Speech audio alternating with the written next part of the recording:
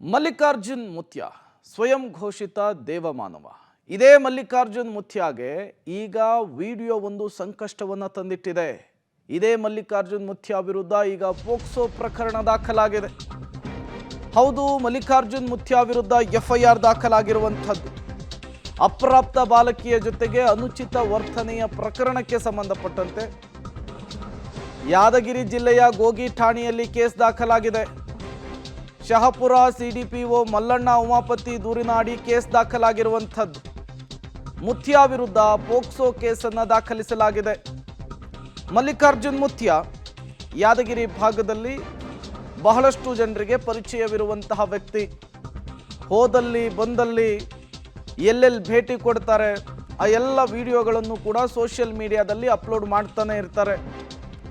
ಜೊತೆಗೆ ಸ್ವಯಂ ಘೋಷಿತ ದೇವಮಾನವ ಅನ್ನುವಂತಹದ್ದನ್ನು ಅವರೇ ಹೇಳ್ಕೊಳ್ತಾರೆ. ಇದೇ ಮಲ್ಲಿಕಾರ್ಜುನ್ ಮುತ್ಯ ವಿರುದ್ಧ ಈಗ ಎಫ್ಐಆರ್ ದಾಖಲಾಗಿದೆ ಅನ್ನೋದು ಗೊತ್ತಾಗ್ತಾ ಇದೆ. ಪೋಕ್ಸೋ ಪ್ರಕರಣ ದಾಖಲಾಗಿದೆ ಅನ್ನೋದು ಗೊತ್ತಾಗ್ತಾ ಇದೆ. ಅಪ್ರಾಪ್ತ ಬಾಲಕಿಯ ಜೊತೆಗೆ ಸೋಷಿಯಲ್ ಮೀಡಿಯಾದಲ್ಲಿ ಹಂಚಿಕೊಂಡಂತಹ ಒಂದು ವಿಡಿಯೋ ಇದೇ ಮಲ್ಲಿಕಾರ್ಜುನ್ ಮುತ್ಯಾಗೆ ಹೊಸ ಸಂಕಷ್ಟವನ್ನು ತಂದಿಟ್ಟಿದೆ. ಈಗಾಗಲೇ ಈ ಪ್ರಕರಣಕ್ಕೆ ಮಹಿಳಾ ಮತ್ತು ಮಕ್ಕಳ ಆಯೋಗ ಕೂಡ ಎಂಟ್ರಿಯನ್ನು ಕೊಟ್ಟಿರುವಂಥದ್ದು. ಡೀಟೇಲ್ಸ್ ಅನ್ನು ಕೊಡೋದಕ್ಕೆ ಪ್ರವೀಣ್ ರೆಡ್ಡಿ ದೂರವಾಣಿ ಸಂಪರ್ಕದಲ್ಲಿ ಜಾಯಿನ್ ಆಗಿದ್ದಾರೆ. ಪ್ರವೀಣ್ ರೆಡ್ಡಿ, ಮಲ್ಲಿಕಾರ್ಜುನ್ ಮುತ್ಯ ವಿರುದ್ಧ ಎಫ್ಐಆರ್ ದಾಖಲಾಗಿದೆ. ಏನಿದೆ ಎಫ್ಐಆರ್ನಲ್ಲಿ?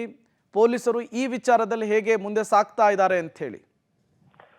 ಪ್ರೇಮ್ ಕುಮಾರ್, ಕಲ್ಯಾಣ ಕರ್ನಾಟಕ ಭಾಗದಲ್ಲಿ ಅದರಲ್ಲೂ ಕೂಡ ಯಾದಗಿರಿ ಜಿಲ್ಲೆಯ ಒಂದು ಶಹಾಪುರ್ನ ಮಹಲ್ ರೋಜಾದ ಮಲ್ಲಿಕಾರ್ಜುನ್ ಮುತ್ಯ ವಿರುದ್ಧ ಏನಂದ್ರೆ ಈಗ ಪೋಕ್ಸೋ ಕೇಸ್ನ ಒಂದು ಸಂಕಷ್ಟ ಎದುರಾಗಿದೆ. ಏನಂದ್ರೆ ಕಳೆದ 4 ದಿನಗಳ ಹಿಂದೆ ಅವರ ಒಬ್ಬ ಭಕ್ತರ ಏನು ಅಂದ್ರೆ ಆ ಕುಟುಂಬ ಆ ಒಂದು ಮಠಕ್ಕೆ ಆಗಮಿಸಿತ್ತು. ಈ ವೇಳೆ ಏನಂದ್ರೆ ಅವರ ಮಗಳ ಜೊತೆ ಏನಂದ್ರೆ ಒಂದು ತೆಗೆಸಿಕೊಂಡಿರುವಂತಹ ವಿಡಿಯೋ ಈಗ ಮಲ್ಲಿಕಾರ್ಜುನ್ ಮುತ್ಯಗೆ ಸಂಕಷ್ಟ ತಂದೊಡ್ಡಿದೆ ಅಂತ ಹೇಳ್ಬೋದು. ಏನಂದ್ರೆ ಆ ಕುಟುಂಬದ ಆಸೆ ಅಂತ ಏನಂದ್ರೆ ಆ ಮಗುವಿನ ಜೊತೆ ಮಲ್ಲಿಕಾರ್ಜುನ್ ಮುತ್ಯ ಕೆಲ ಕಾಲ ಆಟವನ್ನು ಆಡಿದ್ರು. ಆದ್ರೆ ಆ ಸಮಯದಲ್ಲಿ ಆ ಮಗುವಿನ ಜೊತೆ ಅನುಚಿತವಾಗಿ ವರ್ತನೆ ಮಾಡಿದ್ದಾರೆ ಎಂಬ ಒಂದು ವಿಡಿಯೋ ಸಾಮಾಜಿಕ ಜಾಲತಾಣದಲ್ಲಿ ವೈರಲ್ ಆಗಿತ್ತು. ಅದಾದ ಬಳಿಕ ಏನಂದ್ರೆ ರಾಜ್ಯ ಮಕ್ಕಳ ಹಕ್ಕುಗಳ ಆಯೋಗದ ಅಧ್ಯಕ್ಷರು ಖುದ್ದು ಏನಂದ್ರೆ ಯಾದಗಿರಿ SP ಅವರಿಗೆ ಪತ್ರ ಬರೆದಿದ್ರು. ಏನಂದ್ರೆ ಈ ಒಂದು ವಿಡಿಯೋದಲ್ಲಿ ಬಾಲಕಿಯ ಜೊತೆ ಈ ಮಲ್ಲಿಕಾರ್ಜುನ್ ಮುತ್ಯ ಅಸಭ್ಯವಾಗಿ ವರ್ತನೆ ಮಾಡಿದ್ದಾರೆ, ಹೀಗಾಗಿ ಇವರ ವಿರುದ್ಧ ಕ್ರಮ ತೆಗೆದುಕೊಳ್ಳಿ ಅಂತ ಪತ್ರ ಕೂಡ ಬರೆದಿದ್ರು. ಅದಾದ ಬಳಿಕ ಸಂಬಂಧಪಟ್ಟಂತಹ ಪೊಲೀಸ್ ಠಾಣೆ ಅಂದ್ರೆ ಶಹಾಪುರ್ನ ಗೋಗಿ ಪೊಲೀಸ್ ಠಾಣೆಗೆ ಆ ಒಂದು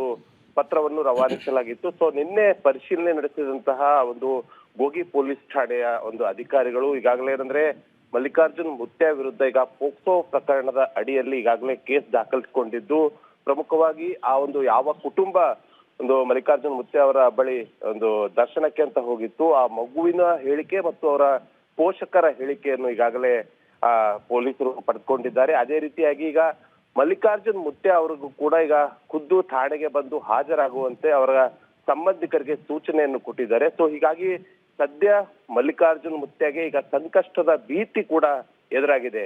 Prem Kumar. Okay, thank you Praveen Reddy ತಮ್ಮೆಲ್ಲ ಮಾಹಿತಿಗಾಗಿ.